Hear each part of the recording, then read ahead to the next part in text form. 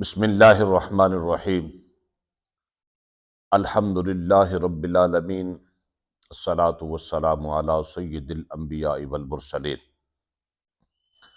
قال النبی صلی اللہ علیہ وسلم من صلی علی بلغتنی صلاتہ۔ نبی پاک صلی اللہ تعالی علیہ وآلہ وسلم نے ارشاد فرمایا، جو بندہ مجھ پر درود پڑھتا ہے اس کا درود مجھ تک پہنچتا ہے۔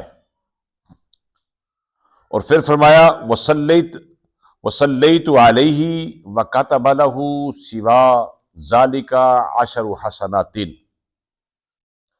اور میں اس کے لیے دعا کرتا ہوں۔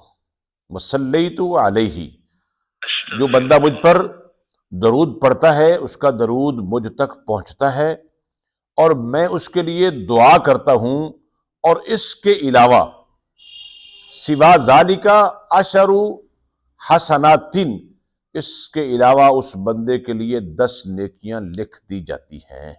سبحان اللہ، کتنی بڑی عظمت والی بات ہے کہ بندہ نبی پاک صلی اللہ تعالی علیہ وآلہ وسلم کی بارگاہ اقدس کے اندر درود و سلام پڑھے، اور پھر آقا دو جہاں صلی اللہ علیہ وسلم اس کا درود پاک سنے۔ اور ہر بندے کی یہ خواہش ہے کہ میری دعا جو ہے وہ قبول ہو، اور جس کے لیے امام الانبیاء صلی اللہ تعالی علیہ وآلہ وسلم دعا فرمائیں، دعا کتنی عظمت والی ہوگی۔ وہ دعا اگر انگلی اٹھ جائے تو چاند 2 ٹکڑے ہو جاتا ہے، اور وہ دعا کے لیے ہاتھ اٹھیں تو سورج غروب تک گیا ہوا واپس لوٹ آتا ہے۔ وہ ایسی عظمت والی دعا ہے، ہمیں کوشش کر کے نبی پاک صلی اللہ تعالی علیہ وآلہ وسلم کی بارگاہ اقدس کے اندر کثرت سے درود پاک پڑھنا چاہیے، اور اپنے لیے اس بارگاہ سے دعا کروانی چاہیے۔